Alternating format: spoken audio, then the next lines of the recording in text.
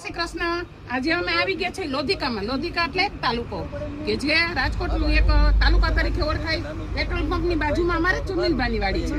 ચુનિલભાઈની વાડી એટલે આવતા તો આપણને આમ અયોધ્યા સ્વર્ગ પણ દેખાય એવી સરસ મજાની વાડી તમે લાઈવ જોઈ શકો છો। આ વાડીની અંદર બે ભાઈ કામ કરે છે। બે ભાઈ એટલે એક રામ લક્ષ્મણની જોડી પણ કહી શકાય એવા સરસ મજાના ચુનિલભાઈ। હું તમને પૂછીશ, તમે અહીંયા ખેતી કરો છો? હા, તમે બે ભાઈ ખેતી કરી? તમે બે ભાઈ છો। તમારું નામ? ભાવેશભાઈ। તમારું નામ? સુનિલભાઈ। સુનિલભાઈ, સરસ મજાનો રોડ ટચની જમીન છે અને અહીંયા પેટ્રોલ પંપની બાજુમાં છે બે ભાઈ ગાય આધારિત ખેતી કરે છે। ગાય આધારિત એટલે ઓર્ગોનિયમ ખેતી પણ કરે છે। તો આપણે પૂછી કે તમે ભાઈ કેટલી ગાયો રાખો છો? અમે 5 ગાયો છે, 5 વાછડી છે, 2 બળદ છે। ઓહો હો, અત્યારે માણાને ઢોરનો કંટારો આવે છતાંય આ ભાઈને 5 ગાયો, 5 વાછડિયું અને 2 બળદ।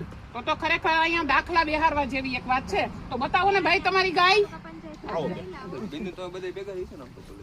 ચાલો, સરસ મજાના આપણે સુનિલભાઈની વાડી અહીંયા સરસ મજાની એક મીટિંગ રાખેલી છે અમારી પ્રાકૃતિક ખેતી વિશે, કૃષિની।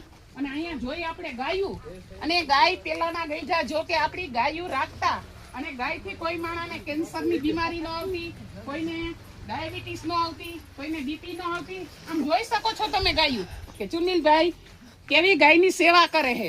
2 પુણ્ય મેળવી શકે, એક તો આરોગ્ય મેળવી શકે અને બીજું ગાય માતાની સેવા પણ થઈ શકે। મારો કહેવાનો સુરી, ગાય આધારિત ખેતી કરો અને એક એનો લાઈ દાખલો છે કે હાથમાં ગોળ લઈ અને કાયમને માટે જમણી અથેળીમાં લઈને ગાયને ચટાડો, તમારા ધાયરા કામ 21 દિવસમાં થાય। મારો કહેવાનો સુરી કે કાયમને માટે ગાય માની સેવા કરો, આપણી સંસ્કૃતિ છે અને આ સંસ્કૃતિને જાળવવા માટે દરેક માણસને આ તરફ વળવું જ જોઈશે। નહીં વળે તો કાલ સવારે ઘેરે ઘેરે બીમારીના ખાટલા, કેન્સરના ખાટલા હશે। તો સૌ લોકો અહીંયા ચુનીભાઈની મુલાકાત લેજો। બીજું એને ઓર્ગોનિયમ ઘઉં આવેલા છે। બતાવો ચુનિલભાઈ તમારા ઘઉં કેવા છે અને 8 વીઘાના ઘઉં આવેલા છે અને 2 વીઘાનું લીલું છે। 2 વીઘાનું લીલું છે, 8 વીઘાના ઘઉં છે। અહીંયા છાણનો ઢગલો પણ પડ્યો છે ચુનીભાઈ ને। છાણ તો ક્યાંય જોવાય પણ મળતું નથી। તો જુઓ ભાઈ, તમે જોઈ શકો છો કેટલું મજાનું સરસ ગાયનું છાણ ભેગું કરેલું છે। અહીંયા જોઈ શકો છો તમે, ડુંગળી છે, મૂળા છે, ગાજર છે અને બીજા ઘઉંનો પણ સરસ મજાનો ઘેરો છે, રજકો છે।